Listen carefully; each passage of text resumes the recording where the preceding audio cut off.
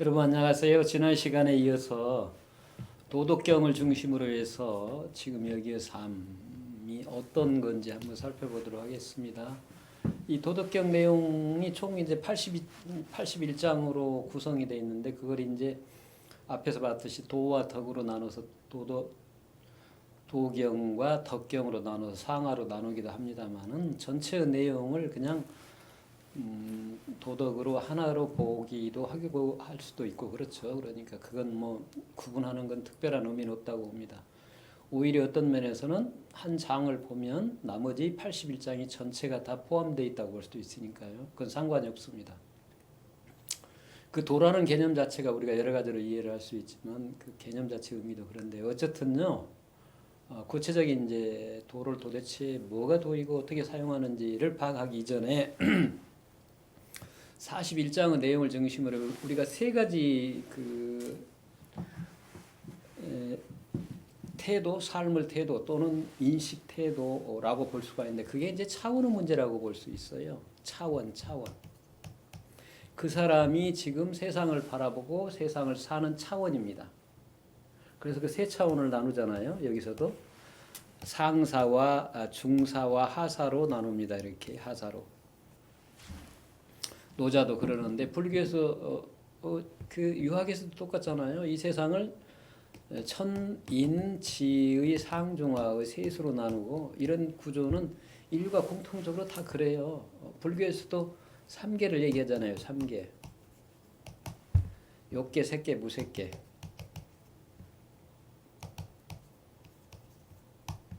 욕계, 색계, 무색계를 얘기를 하고 그러잖아요. 그래서 이 세 가지로 나눠보는 사유 구조 자체가 이제 3세 과거, 현재, 미래와 연결이 되어 있죠. 시간상으로 과거, 현재, 미래의 3세를 나타내는 게 공간상으로는 삼재적인 세계관으로 나오는데요. 어쨌든 이걸 보면 결국은 그 공간상의 삼재의 상중하의 세계나 시간상의 과거, 현재, 미래의 세계가 전부 이것과 무관한 게 아니라 연결되어 있다는 얘기죠. 인간의 차원이 인간이 어떻게 그 알무의 지혜가 어느 정도의 차원이에 따라서 이 셋으로 나눌 수밖에 없다 그런 얘기죠. 여기서는 이제 상사, 중사, 하사의 세 사람으로 나눠놨죠. 근데 이 하사, 중사, 상사로 나눈 구조는 논어에도 그렇게 얘기를 해요. 사람의 상사 가장 위에 뛰어난 사람은 이제 생이지지라고 그러잖아요. 생이지지. 태어나면서부터 지지, 아는 사람이다, 뛰어난 사람이다, 성인이다 그렇게 얘기하잖아요. 중사는 학이지지고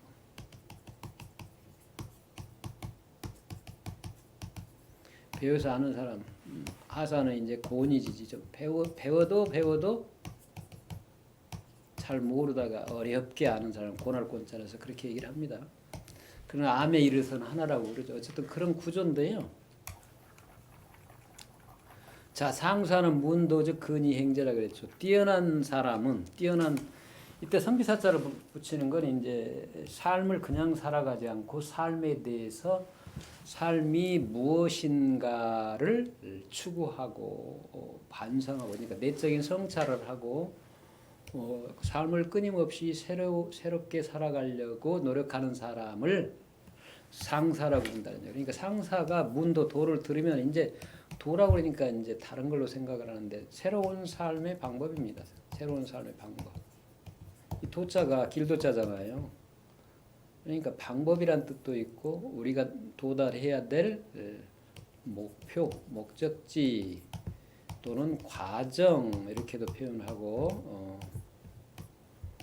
현상적인 측면에서는 길이라고 표현하고 그래요. 그러니까 그리고 그 만물의 근원인 도라고 얘기를 할 수가 있고 그러니까 형이하적인 측면과 형이상적인 측면을 다 갖고 있어요. 어떤 개념이든 다 그렇죠. 왜? 형이상과 형이하가 구분할 수 없는 걸 둘로 나눴기 때문입니다. 그러니까 유무도 결국은요. 형이상과 형이하를 나눌 때 도세계를 무라고 얘기해요. 도가들이. 그리고 현상의 세계를 유세계라고 나누는 것도 다 이런 이분법적인 사유예요. 그러니까 유와 무를 나누거나 도와 기를 나누거나 성과 명을 또 도를 이제 주역에서는 성과 인간의 측면에서 명으로 이렇게 나누었잖아요. 성명으로 나누고 도기 성명으로 나누 어떻게 나누든 전부 이분법이에요. 이분법. 이걸 둘러보면은 이 사람이 어떤 사람이에요? 이제 둘러보면 둘러봐서 형이상의 세계를 아는 사람이라면 중사쯤 될 수 있지만 형이상해를 모르는 사람은 하사라고 볼 수가 있죠. 어쨌든 상사라는 얘기는 사람이 그냥 사는 게 아니라 내가 누구이면 어떻게 살 것인가를 끊임없이 추구하면서 사는 사람입니다. 일상의 사람은 아니에요. 하사는 그러니까 일상의 사람이죠. 소위 말하는 그 중생이라고 얘기하고 소인, 유학에서 소인이라고 얘기하는 사람이에요. 그냥 아무런 반성이 없이 살아가는 사람이라고 볼 수가 있겠죠. 자, 이와 달리 상사는 어때요? 적어도 모든 것이 하나임을 압니다. 즉 어떤 말을 하든 그 말의 근원이 뭐예요? 도임을 알기 때문이에요. 도로부터 나온 거기 때문에 이걸 부정하거나 긍정할 대상으로 삼지가 않습니다. 의심하지가 않아요. 그러니까 도를 들으면 듣는 도를 내 마음 안으로 일단은 그 믿음이 있으니까 두 번째는 뭘 하겠어요? 내 마음 안으로 받아들이죠. 당연히 내 마음 속에 도를 믿으니까 도가 받아들여요. 그러니까 세 번째 뭘 하게 돼요? 당연히 행을 하게 되죠. 그래서 여기 뭐라고 그랬죠? 근이 행지 그랬죠. 도를 들으면 부지런히 행할 뿐입니다. 의심을 눈구멍금도 안 한다는 얘기예요. 여기 차이예요. 그러니까 이미 받아들였을 때는 뭐가 있는 거예요? 그 사람은 굉장히 대긍정의 마음이에요. 이 사람은 긍정과 부정을 넘어서 있는 대긍정의 마음입니다. 무엇이든 배우고자 하는 마음으로 가득 차 있기 때문에 그래요. 이 마음이 열리면 천지가 생명이 있는 거든 생명이 없는 거든 전부 다 스승이 되어줍니다. 돌 하나, 풀 한 포기, 나무를 비롯해서 이 수많은 선현들, 그게 유가든 불가든 도가든 기독교든 이슬람교든 뭐든 전부 다 어떤 소리든 어떤 맛이든 어떤 냄새든 어떤 모습이든 모두가 다 스승이 되어줍니다. 왜? 하나임을 알기 때문에 그래요. 그 사람. 하나임을 알기 때문에 그 한 자리에서 나온 걸 알기 때문에 마음이 열려 있어서 언제나 믿기 때문에 당연히 받아들여요. 대긍정의 마음이기 때문에 그 사람은 그냥 바로 받아들이고 알고 행하고 그럽니다. 그 사람이. 그게 이제 육아에서 행하는 태어나면서부터 안다. 공부 안 해도 스스로 안다. 생이지지다. 그렇게 얘기를 하는 거죠. 이런 존재를 성인이라고 그랬잖아요. 성인. 거룩한 스승이라고, 거룩한 사람이라고 얘기하는 거죠. 사람이 거룩한 건 아니고 처음부터 이랬겠어요? 열심히 노력을 했으니까 이게 나타나는 게 처음부터 이렇게 나타나는 건 아니죠. 그죠? 그 특징은 믿음이에요. 믿음. 그러니까 알든 모르든 내가 지식이 아무것도 없더라도 믿어버리면 됩니다. 강한 믿음. 그런 예는 많이 있잖아요. 즉심시불이라고 얘기를 했잖아요. 즉심시불. 마음에 나아가서 마음을 즉할 때 그 마음이 바로 부처이다. 그러니까 무슨 얘기예요? 성품이 불성이 마음을 통해서 이렇게 설명해도 안 되는데 어쨌든 설명을 하자면 그래도 말을 하네요. 드러난다라는 얘기인데 그냥 집신시불이다. 모르니까 그 시기 언어도 문자도 모르고 그러면 그냥 집신이 부처로구나 하고 그 믿고 집신이 부처인 줄 알고 진심을 거기다 쏟아붓고 부처처럼 대하고 하다 보면 어때요? 마음이 다 깨는 거죠.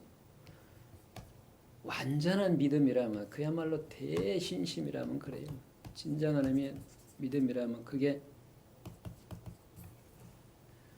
실제로 그 집신을 통해서도 부처의 경계를 깨닫게 되고 느끼게 되는 거예요. 그러니까 집신이 중요한 게 아니란 얘기예요. 집신을 보는 내 마음이 중요해요. 그러니까 이 도덕경을 보든 어떤 경전을 보든 도덕경을 나와 둘로 보면 안 된다는 얘기입니다. 언제나 믿음을 믿고 내 마음 안으로 받아들여서 나와 하나로 볼 때 그게 어떻게 돼요? 어떻게 되냐고요, 그게.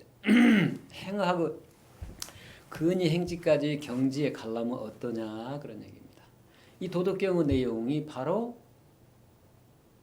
나온 근원이 노자라는 그 죽어있는 존재이지만 지금은 육신은 존재하지만 노자의 성품 존재하지 않지만 노자의 성품과 내 성품이 둘이 아니고 그 둘이 아닌 마음이 노자의 마음을 통해서 이 도덕경으로 말로 나타나고 누가 다른 사람이 받아 썼다고 그러잖아요. 문자로 쓰는 건 어쨌든 그게 내 성품의 경계가 아니고서는 이 세계를 느낄 수가 없잖아요.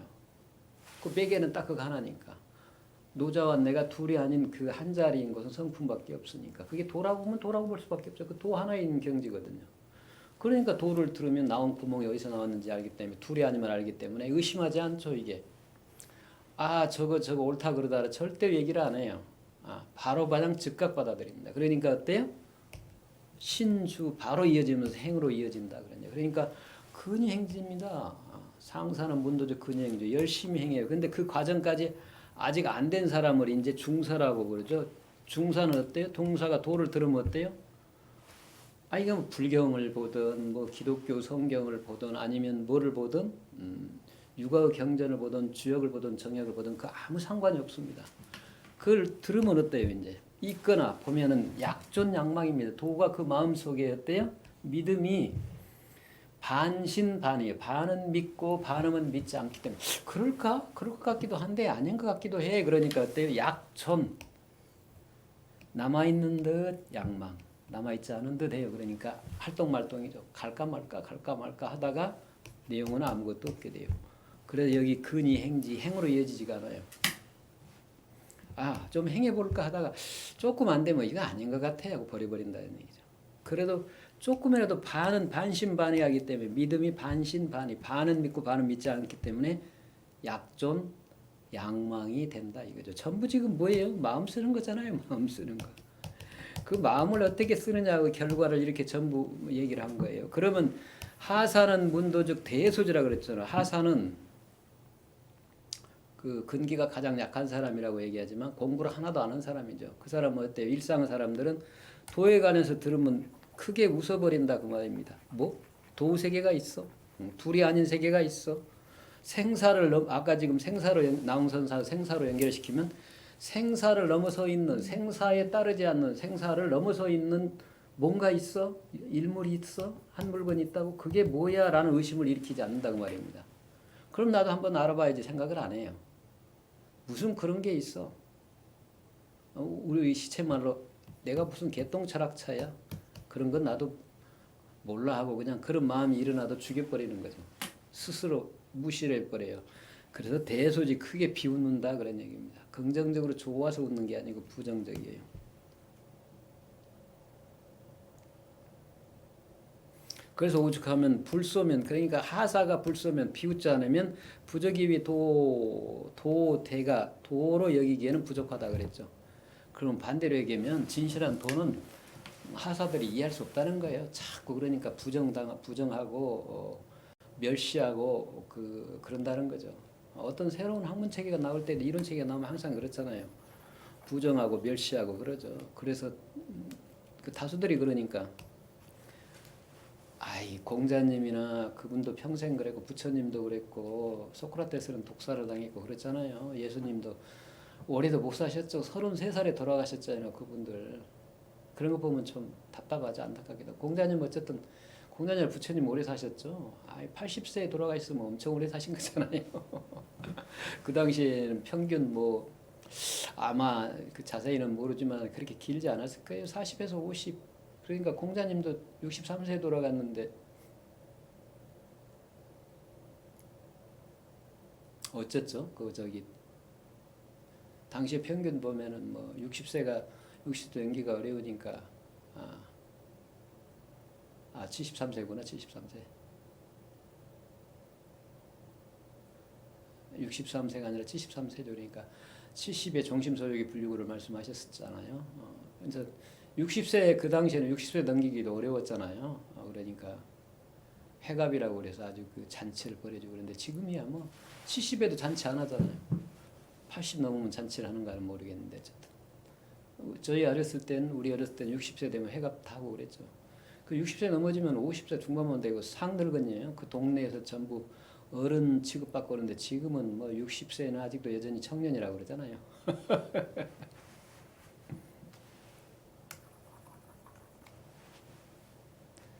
어쨌든 그렇게 살면서 그런데도 불구하고 그때도 그렇게 수명이 길지 않은데도 불구하고 오래 사셨는데 살면서도 그 공자님이나 그랬잖아요. 왜 자기 공자님도 그렇고 부처님도 그랬고 공자님도 자기 아들이 먼저 죽었어요. 앞세웠죠. 사랑하는 제자들 안연이나 그 또 차공 다 앞세웠잖아요.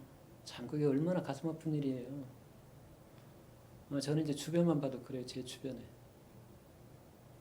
주변에 가까운 제 그 가족 내에서도 그런 그 자식을 앞세우는 경우를 봤기 때문에 얼마나 고통스러운지 몰라요. 그게 나도 느껴지니까.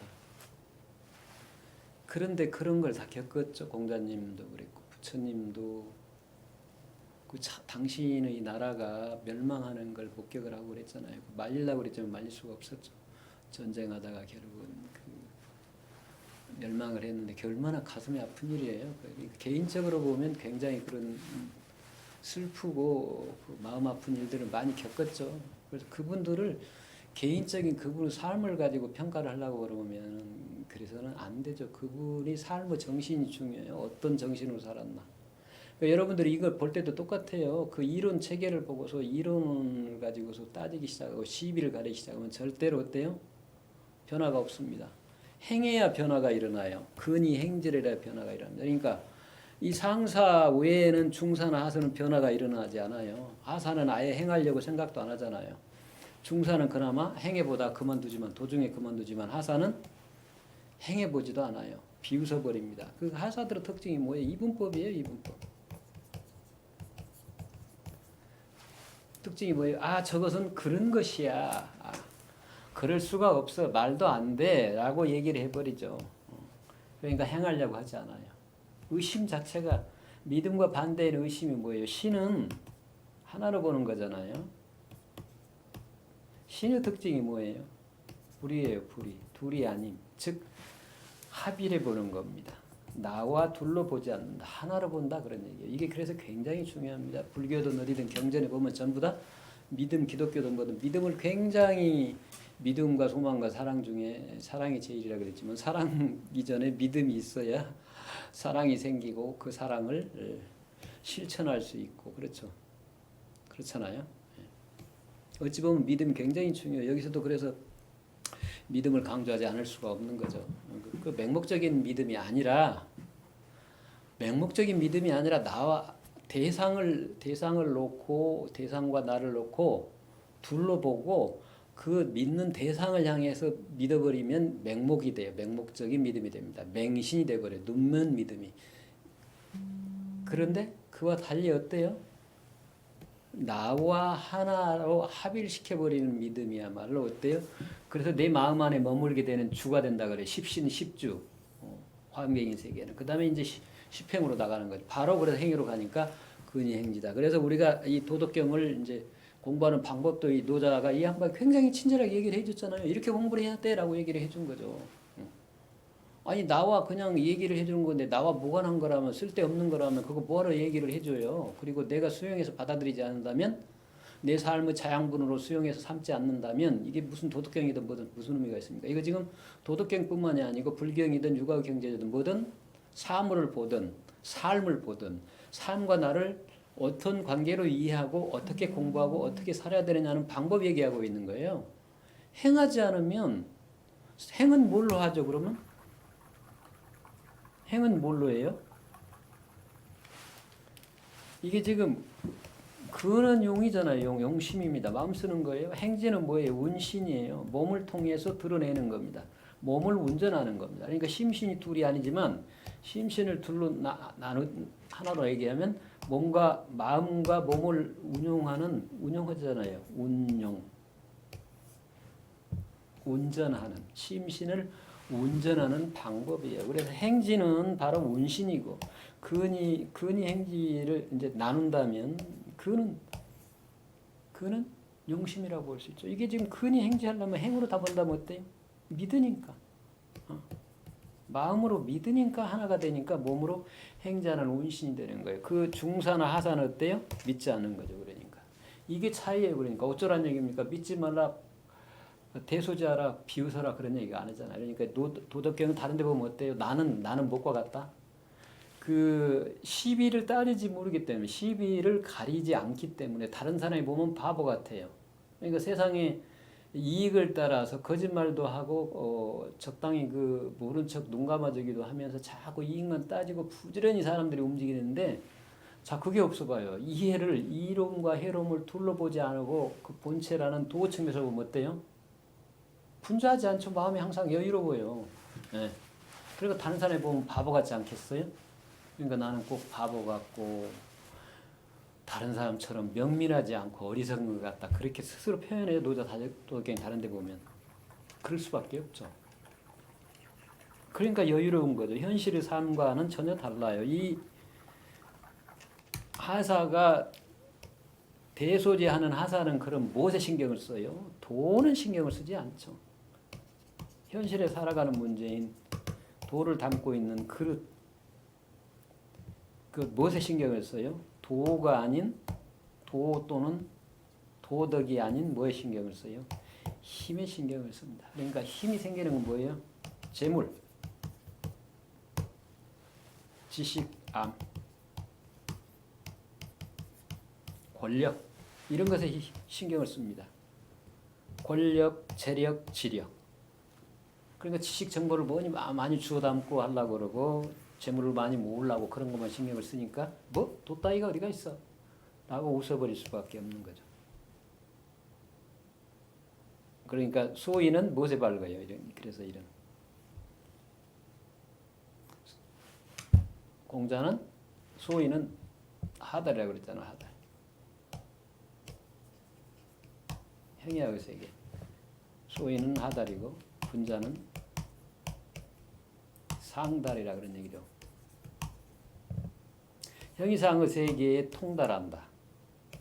눈에 보이는 소위는 현상의 세계에 통달한다. 재력, 권력, 지력과 같은 힘에 치중해서 살아간다. 그러니까 도를 듣는 사람은 당연히 비웃을 수밖에 없다. 그런 얘기죠. 그러니까 사실은 이게 결국은 뭐예요? 그러면 사람이 하사, 중사, 상사가 있는 게 아니라 어쩐다고요? 이게 이 사람은 삶의 방법의 문제예요. 삶의 방법. 이게 현상 중심으로 사는 사람이고 여기는 도 중심으로 근원 이상 중심으로 사는 사람이죠. 이게 차이죠. 그러니까 이게 삶의 방법의 문제예요. 이런 삶이 있고 이런 삶이 있고 이런 삶이 있다. 이건 선택의 문제입니다.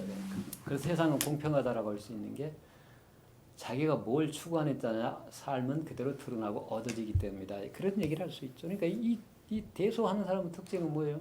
지금 현상과 도를 나누어서 현상의 세계는 허망한 것이다. 시비를 가지고 옳고 그름을 따져서 현상의 세계만이 옳고 눈에 보이는 것만이 실제하는 것이고 형이상적인 것, 도나 이런 것들은 실제하지 않는 것이다. 그릇된 것이다. 쓸모없는 것이다. 무용한 것이다. 또는 의미가 없다, 쓸모가 없다 이렇게 불용이다, 무용이다 생각을 하는 겁니다. 이것만이 유용하다라고 생각을 하는 거죠. 예. 그러니까 이분법적인 사고를 하는 거예요. 자꾸 둘로 나누어서. 특징이 그래요. 그러니까 이분법적인 특징은 뭐예요? 긍정을 안 해요. 긍정을 하면 수용을 하는데 항상 부정을 합니다. 부정. 아니야. 자, 그래서 우리가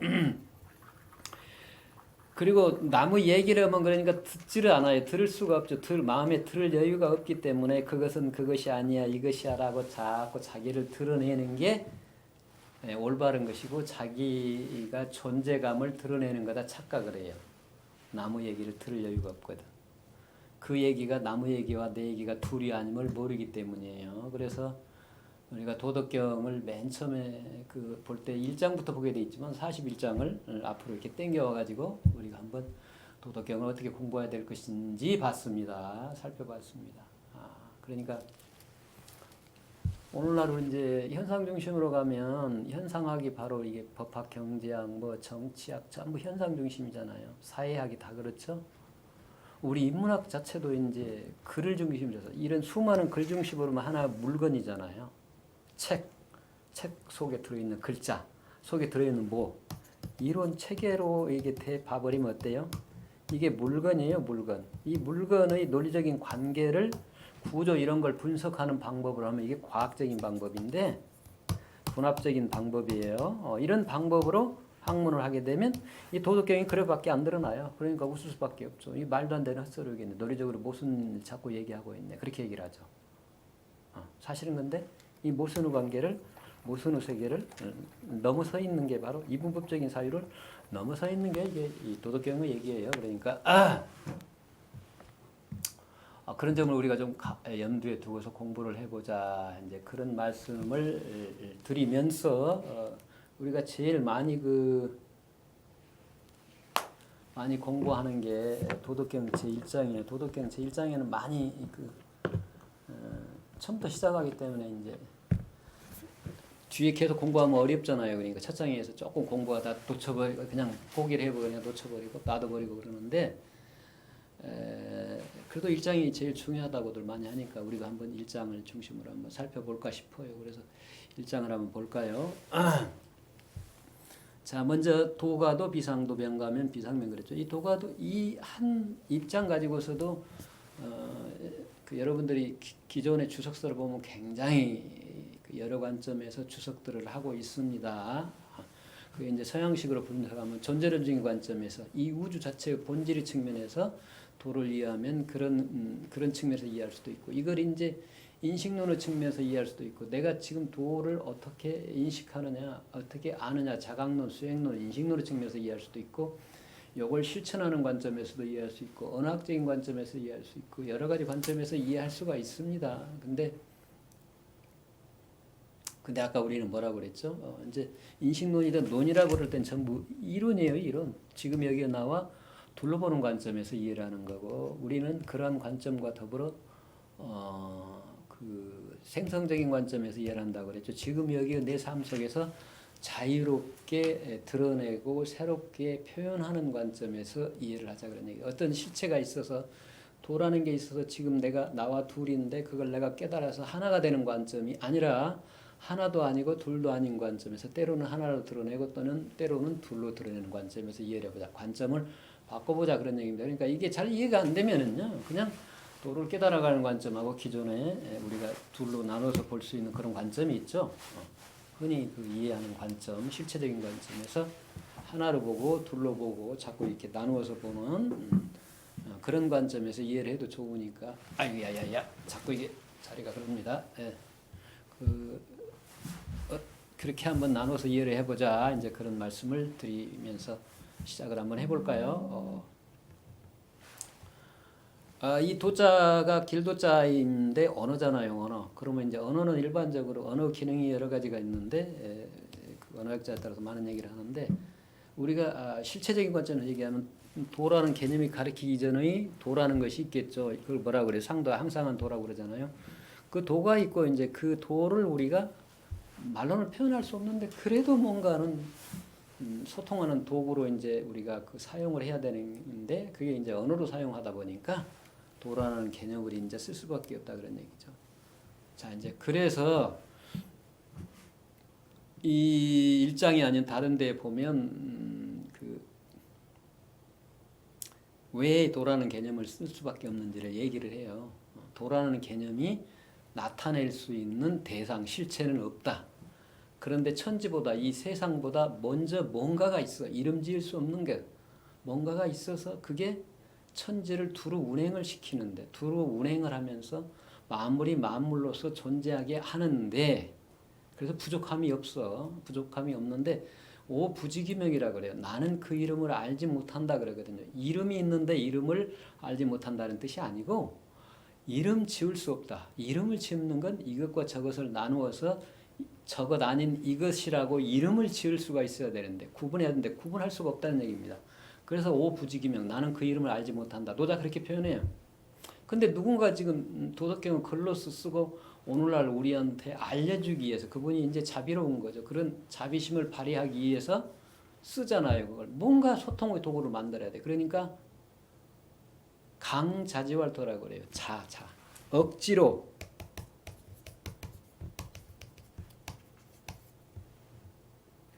억지로 자를 붙여서 말하기를 도라 했다 그래요. 이름이 있고서 그 이름에 다시 호나 뭐 자나 그런 게 있잖아요. 자오 뭐 그러고 어쨌든 자기가 부르든 남이 주든 그잖아요. 본명 대신에 이제 부르는 건데 본명이라는 걸 이름 지을 수가 없기 때문에 어쩔 수 없이 이름을 붙이는 겁니다. 이게 금강경에도 보면 똑같은 유사한 구조가 나와요. 이 일체상 모든 모양을 떠나 있는 걸 명위제보로 이름 지어서 부처라고 한다. 그러니까 부처라는 이름이 있을 뿐이지 부처라는 이름이 가리키는 세계 실체는 없어요. 그게 일종의 경지 차원이라고 볼 수 있는데 그거 외에는 없습니다. 그러니까 어떤 모습으로 우리가 어디 가서 보거나 모습으로 보거나 소리로 금강경에 연애를 들을 수 있느냐 듣고 볼 수 있느냐 없느냐 없습니다. 그러잖아요. 예. 이 현상의 세계를 그래서 초월해 있는 본체다라고 얘기하는 게 그런 거죠. 그러니까 여기서도 어쩔 수 없이 그냥 이름을 지어 표현했을 뿐이요. 왜요? 우리에게 알려주고 소통하기 위해서. 그러니까 이거는 도라는 개념을 가지고서 도라는 개념을 너 아냐 모르냐라고 보면 안 되죠. 지부지를 이거 넘어서 있는 겁니다. 그러니까 지부지를 사용하더라도 다른 의미로 쓸 수밖에 없는 거죠. 그래서 이제 그런 의미로 본다면 그 이름 짓기 이전의 도 그건 뭐를 해요? 가도입니다. 이때 도자는 이제 도라고 할 수도 있다. 도라고 이름 지을 수도 있다는 얘기고 이름 짓는 행위 자체로 이해를 하면 어때요? 말할 수 있다. 말로서 도라고 얘기를 하거든 심지어는 뭐 돼지 새끼라고 얘기하든 나쁜 놈이라고 해도 아무 상관이 없다. 똥이라고 얘기해도 상관이 없다는 얘기죠. 그냥 하나의 방편이고 도구일 뿐이니까. 그거 마치 뭐하고 똑같다고 계룡산을 가리키는 지도와 같다. 언어라는 개념이 제시하는 것은 그러니까 도는 말이야. 도에 대해서 뭐라고 얘기할 수도 있어. 길도자라고 얘기하든 뭐 신이라고 얘기하든 성품이라고 얘기하든 가시라고 지오디라고 얘기하든 아무 상관이 없다는 얘기입니다. 말할 수 있어. 그러나 이 방편상의 도구일 뿐이야. 그러니까 이걸 알아야 돼. 비상도. 그러나 상도라는 항상한 도라는 어떤 것이 있는 게 아니고 도라는 개념으로 나타나기 이전의 그것이 아닙니다. 그것이 아니다. 그렇게 얘기를 해요. 그러니까. 이제 요걸 통해서 우리가 뭘 이해를 해야 돼요? 이걸 이런 관점에서 본다면 도를 도라고 이름 짓고 도라고 이름 지어서 이름으로 표현해내는 게 바로 어디에 있어? 우리 인간에게 있습니다. 그걸 파악을 해야 돼요. 요게 중요합니다. 그러니까 뒤에 뭐라고 그랬어? 명가명이래. 임의의 이름, 네이밍, 뭔가 이름을 붙이는 것은 가명이야. 이때는 동명사입니다. 어떤 이름이라도 붙여줄 수 있어. 그 이름은. 원래 이름이 없기 때문에. 그러니까 이름을 붙였다가도 다른 이름으로 수없이 얘기를 해요. 그 선불교에서 얘기하는 선사들이나 그 교종에서 얘기하는 불성이니 자성이니 본성이니 이걸 묵은수 뿌리가 없는 나무, 무저선, 배 밑동아리가 없는 배, 주인공, 주인공, 공심 등등 수많은 얘기를 하는 게 왜 그래요? 한 가지 이름 딱 그것이 가리키는 대상이 있다라면 어떻게 하겠어요? 그 한 가지 이름만 해야 되겠죠. 근데 그 이름에 얽매일까 봐서 자꾸 수없이 얘기를 해요. 그래서 글자에 따라가면 절대로 알 수가 없는 게 그겁니다. 그러니까 여러분들이 이제 경전을 볼 때 어떤 경전을 볼 때 글자를 따라가 가지고 그 글 또는 문장을 따라 가지고 그 글자와 글자를 자꾸 같은 글자를 연결을 시켜 가지고 이상한 그 말을 해대요. 그게 잘못되어 있는 겁니다. 이 가리키고자 하는 내용을 파악해야 돼요. 그러니까 글에 따라가지 말고 글이 가리키는 뜻에 따라가라는 얘기가 그거예요. 그게 유마경에서 나온 얘기가 그겁니다. 그거 이해하지 않으면 절대로 알 수가 없어요. 그러니까 이 글자를 분정하는 그 해석학적이고 그 문자학적인 측면에서 경전을 보면은 죽었다 깨어나도 이 도라는 형이상의 세계는 이해할 수가 없습니다. 그러니까 그 문자학적인 측면에서 자학이나 문학하는 측면에서 이 경전을 봐버리면 안 돼요. 절대로. 그 이해 못합니다. 절대로. 이거 분명히 그 구분을 할 줄 알아야 돼요. 그러니까 이름이라는 건 뭐든지 붙일 수가 있어요.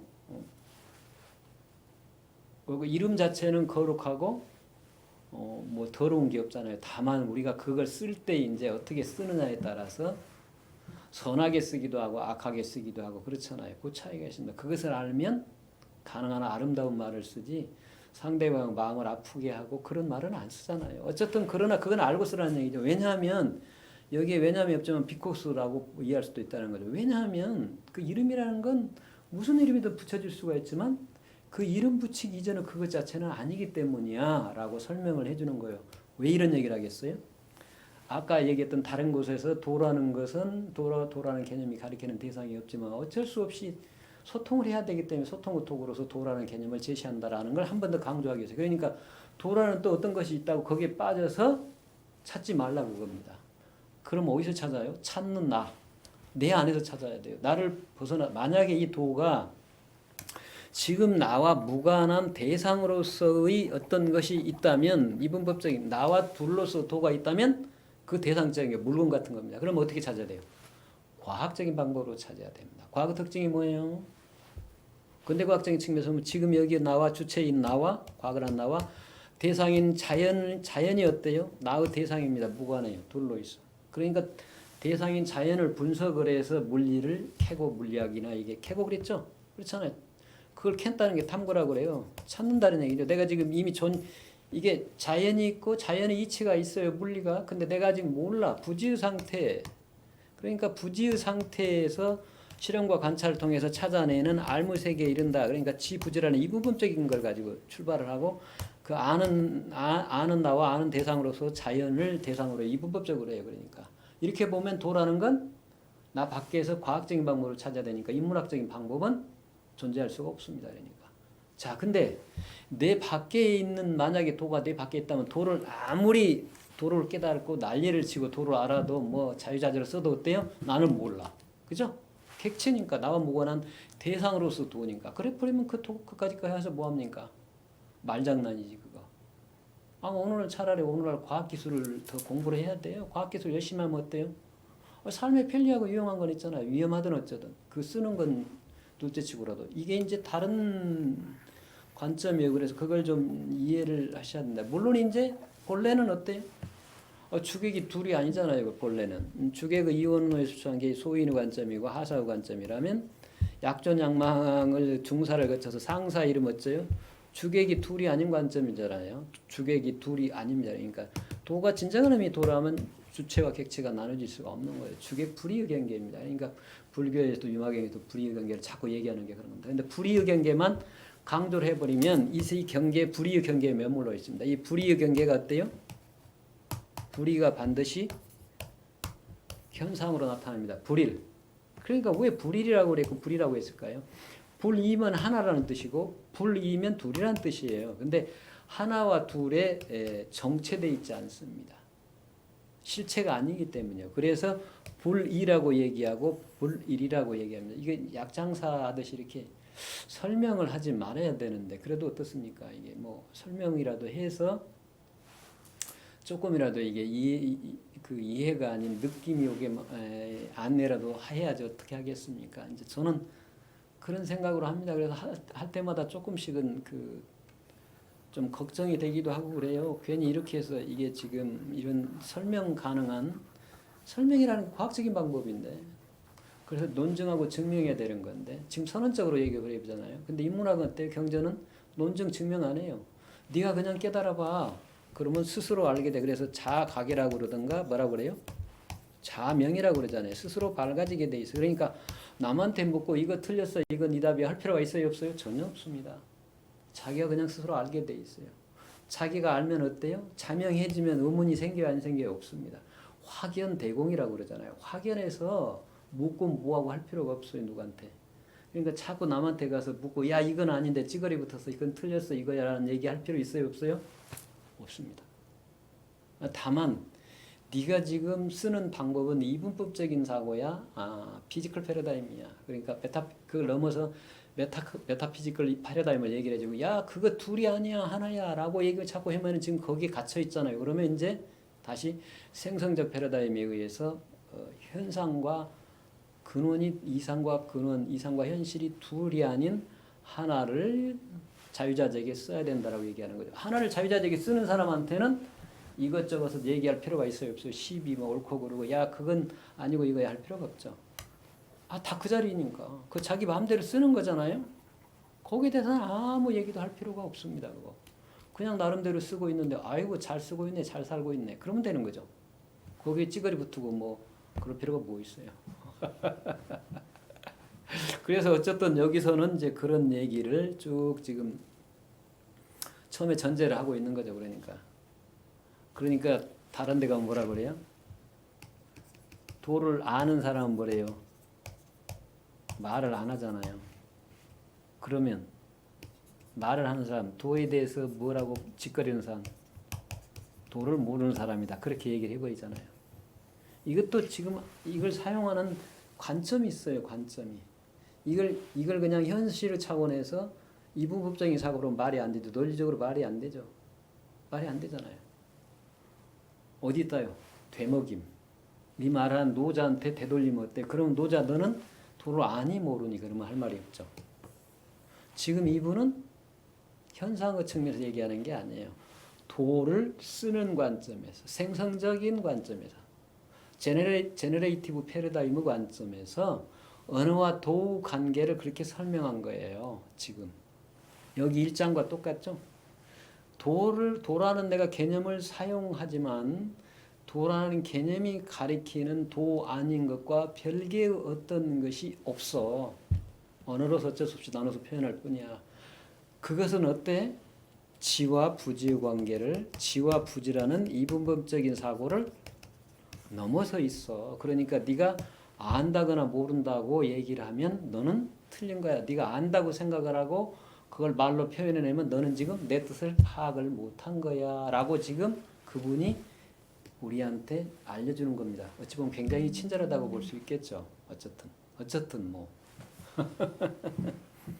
그러니까 지부지의 관점에서 시비를 논하지 말라라고 우리가 이해를 한다면 이분이 얼마나 친절한지를 느낄 수가 있다는 얘기죠. 자, 그래서 이제 그렇게 얘기를 한 다음에는 뭐라고 표현을 했어요? 그러니까 이름이 없는 것, 즉 이름 지어서 표현할 수 없는 명을 얘기해. 도라는 이름이 뭔지를 얘기를 했으니까 이제 그 다음부터는 뭐예요? 이름을 중심으로 얘기할 수 있잖아요. 그러니까 이름이 없는 것이 아니에요. 이름 지어서 둘로 나눌 수 없는 이분법적인 사유의 결과로서 이분법적인 언어로 표현할 수 없는 경지. 그럼 이게 뭘까요? 이제 여기서 얘기하는 도죠. 상도라고 얘기하는 도. 그 도가 바로 뭐예요? 그러니까 또 이제 도라고 얘기 안 하잖아요. 이름 중심으로 가니까. 이름 지을 수 없는 것, 이름 없는 것. 그게 천지의 시초라고 그랬죠. 자, 이미 천지라고 할 때 이름이 지금 지어졌잖아요. 이름. 그 유명의 세계죠, 유명. 이미 천지라고 이름을 지어져 버렸잖아요. 그리고 시초라고 얘기해봐요. 천지는 공간이잖아요. 시작은 뭐예요? 시간입니다. 시간적인 측면에서 시작과 공간적인 측면에서 지금 이게 이제 개벽의 시작을 개벽이라고 얘기하는데 시간의 측면에서는 천지가 열렸다, 개벽했다 그렇게 얘기하잖아요. 천지가 시작됐다는 얘기입니다. 천지가 어디로부터 시작이 됐다고요? 비로소 시, 말미암을 시, 뭘로부터 시작이 됐다고요? 무명으로부터 시작했다, 도로부터 시작했다, 상도로부터 시작했다 그 얘기죠. 근데 무명이라는 것도 우리가 이름으로 이해해보면 절대로 안 되죠. 그러니까 무명이라는 뭐가 또 있는가 그렇게 생각하면 안 되죠. 어쨌든 그래서 이제 무를 이름지어서 그렇게 이야기도 해요. 유를 이름지어서 그러면 무와 유라는 실체가 있는 걸로 생각을 해버리기 때문에 노자의 내용과는 어긋난다고 볼 수도 있겠죠. 어쨌든 그렇게 이해를 하기도 하고 무명, 유명 여기 뒤에도 그렇죠. 무욕과 유욕으로도 이해를 하기도 하고 그러면 이제 유무를 띄면은 무욕이 유욕이 그래요. 그러면 이제 이렇게 욕 중심이 돼버리는 거죠. 무욕과 유욕으로 유무로. 이제 이렇게 보면 유무가 되고 무욕 유욕으로 띄면 이제 욕이 중심이 돼요. 이 작용 중심. 이걸 논하는 사람이 중심이 되죠. 어쨌든 이렇게 보면 이름 지어서 뭐라고 규정할 수 없는 도가 천지의 시초 근원이 되고 그 이름 지어서 최초로 드러난 천지가 바로 유명인데 그 유명이 바로 천지가 이름 있는 것과 가운데 근원인 통째로서 천지가 바로 그 수많은 것들을 구성하는 부분이라고 볼 수 있는 내용인 만물의 근원이다. 그래서 만물이 어머니다. 그렇게 얘기를 하는 거죠. 그러니까 요걸 이제 어떻게 더 표현해요? 천하지물, 천하 만물은 물은 물은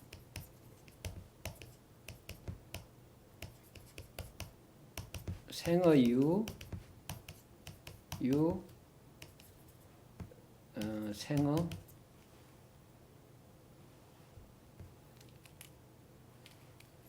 무 이렇게도 풀잖아요. 그러니까 만물이 여기 만물이 뒤집어서 표현하면 유로부터 생겼고 유는 또 무로부터 생겼다. 그래서 유무가 어떻게 있는 것처럼 이해를 하지만 실제로는 여기가 미역이 빠져 있을 수도 있고 그렇죠. 그래서 이제 여러 가지로 해석을 합니다만 어쨌든 이 명을 중심으로 보면 천하의 만물은 유명해로부터 생겼고 유명은 바로 이름 지을 수 있는 무명으로 생겼다. 무명과 유명을 중심으로 나누면 이제 이렇게 이해할 수가 있죠. 이걸 이제 또 그 존재론적으로 측면하니까 도생일 그러잖아요. 일생이, 이생 삼, 삼생 만물 이렇게도 표현하죠. 도가 일을 낳았다 그럴 때 이제 이름 도라고 이름을 지어버리면 어때요? 그 이름 속에는 이것과 저것이 아무것도 없잖아요. 통째 것입니다. 분별할 수가 없는. 그래서 도생일이라고 그런 거죠. 근데 도생일이라고 얘기하는 순간 도와 그것을 그 하나라고 얘기하는 것과 구분이 되어 버리니까 그게 둘이 되는 거고 이 도와 그것을 표현한 것 개념인 하나와 그것을 표현하는 내가 합해지면은 어떻게 돼요? 3이 돼 버리죠. 그래서 3으로부터 만물이 생한다 이렇게 이해할 수도 있습니다. 그렇게 되면 이제 거기에 천지인이라는 천지 속에 이 유명과 무명 이름 지을 수 있는 주체인 근원인 주체인 인간을 포함해서 천지인이 함께 성립을 할 때 비로소부터 그 세계로부터 이제 온갖 물건인 물의 세계가 전개된다 이렇게 이해할 수 있습니다. 그러니까 이렇게 보면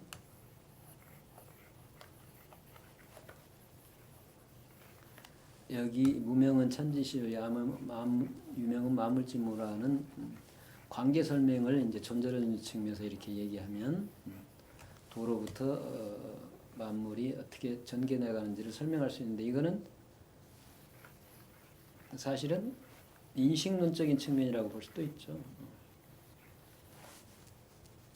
존재론적인 측면에도 볼 수도 있지만 어쨌든 이런 관점에서 우리가 여러 관점에서 이해할 수 있다. 이제 여기까지 이름과 도어를 관계 중심으로 해서 그걸 규정하는 이제 뭐가 드러나죠? 유명 만물의 세계로 가면 이미 삼생 만물이니까 인간을 논할 수 있게 되죠. 그래서 이제 인간 중심으로 여기서부터 이제 얘기를 할 수가 있게 되는 거죠.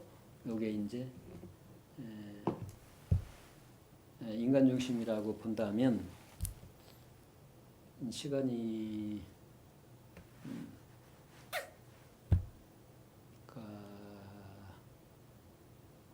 또 20부터 시작을 했다면 거의 40분 됐습니다. 자, 그래서 오늘 이 시간은 여기까지 하고요. 다음 시간에는 그 다음 부분, 나머지 부분부터 다시 한번 같이 살펴보도록 하겠습니다. 자, 오늘은 이걸로 마치겠습니다. 수고 많았습니다. 감사합니다.